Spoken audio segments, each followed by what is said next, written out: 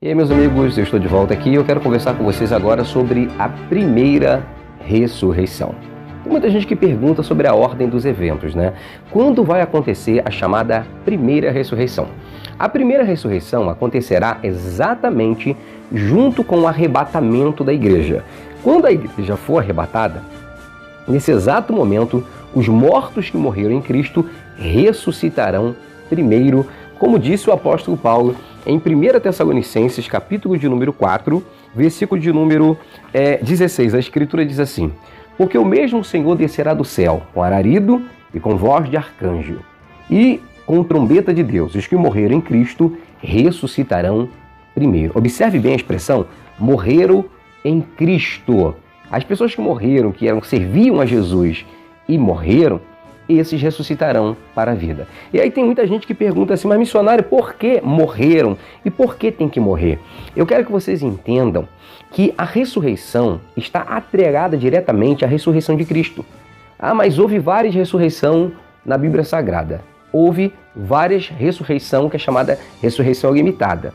Todas as ressurreições que houve, a ressurreição de Lázaro, a ressurreição da filha de Jairo, todas essas ressurreições são chamadas de ressurreição limitada. Por quê? Porque essas pessoas ressuscitaram e voltaram a morrer. Mas a ressurreição de Cristo, a ressurreição de Jesus, observe bem, Jesus ele morreu na cruz do Calvário, ao terceiro dia ele ressuscitou e ele não morreu mais, ele foi levado aos céus. A nossa ressurreição, a ressurreição da igreja ou dos mortos em Cristo, estão baseados na ressurreição de Jesus Cristo.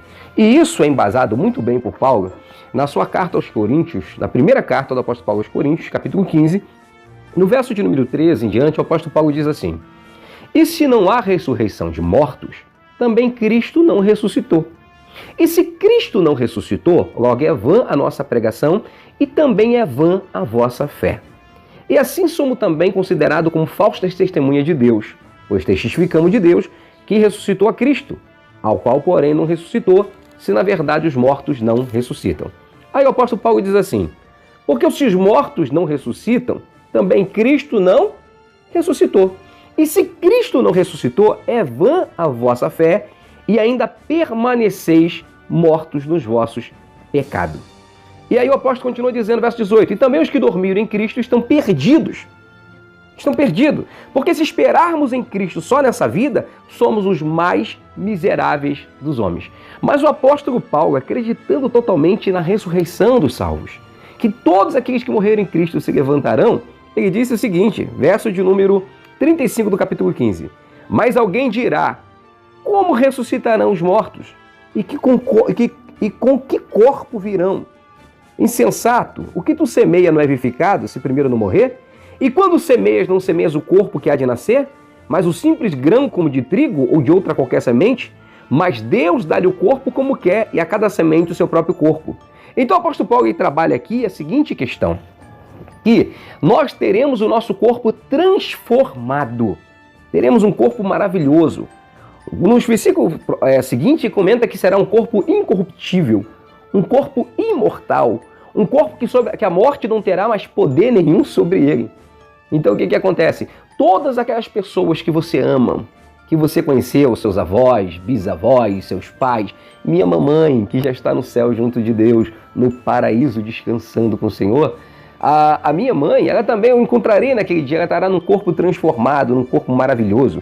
A Bíblia diz, os que morreram em Cristo ressuscitarão primeiro, ressuscitarão e terão seu corpo transformado. E não importa onde está o corpo, se está debaixo do oceano, se foi incinerado pelo fogo, não importa.